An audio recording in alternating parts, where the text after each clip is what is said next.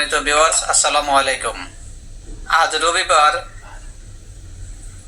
নির্বাচন কমিশনের প্রেস সচিব শফিকুল আলম সহ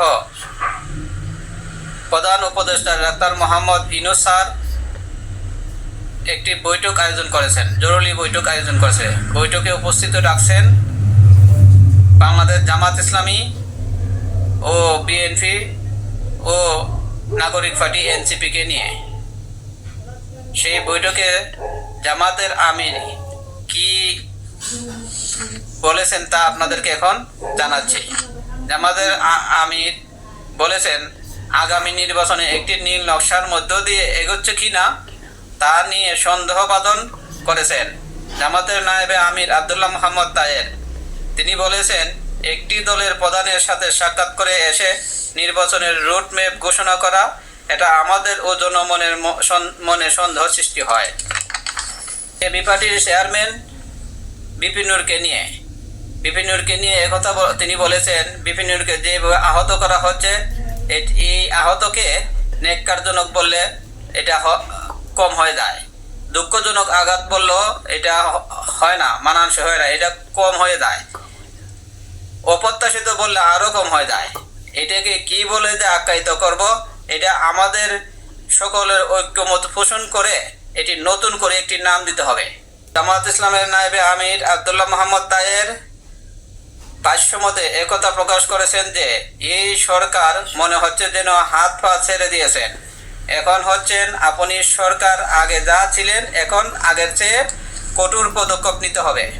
কারণ হচ্ছে নির্বাচনের মতো বড় কাজটি আপনাকে করতে হবে।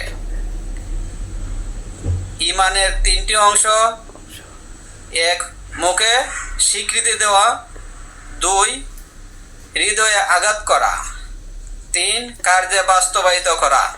এই তিনটি হলো ইমানের পূর্ণাঙ্গ অংশ। জামাতের নায়েবে আমির বললেন যে প্রধান উপদেষ্টা তিনটি বিষয়ে আশ্বস্ত করেছিলেন যে রিফর্মস করবেন, কিছু কিছু সংস্কার করবেন।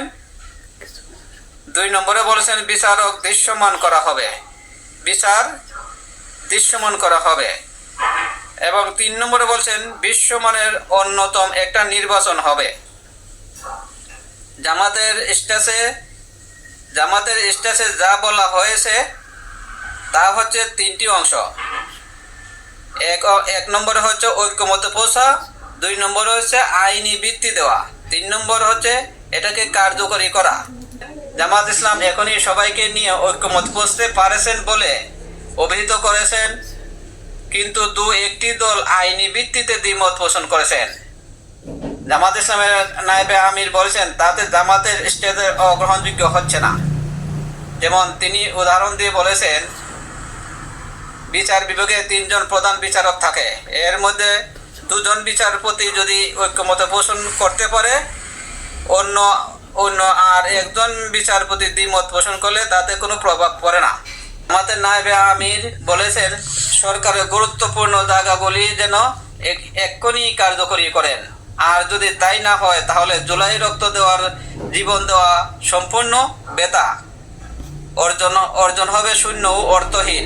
জামাতের আমির বলেছেন, আমরা যে স্ট্যাটাস দিয়েছি তা বাস্তবায়িত চাই এবং স্ট্যাটাস অনুযায়ী আগামী নির্বাচন হতে হবে। উপদেষ্টা মহোদয়গণ জামাত ইসলামের বক্তব্য পরিশেষে আশ্বস্ত করেছেন যে আপনাদের অধিকাংশ দাবি নির্বাচনের আগেই বাস্তবায়িত হবে। দেশি ও বিদেশি কোনো ষড়যন্ত্রকে তোয়াক্কা না করে বাংলাদেশের সমস্ত দল ও জাতির ইচ্ছা আকাঙ্ক্ষা বাস্তবায়িত করব ইনশাল্লাহ।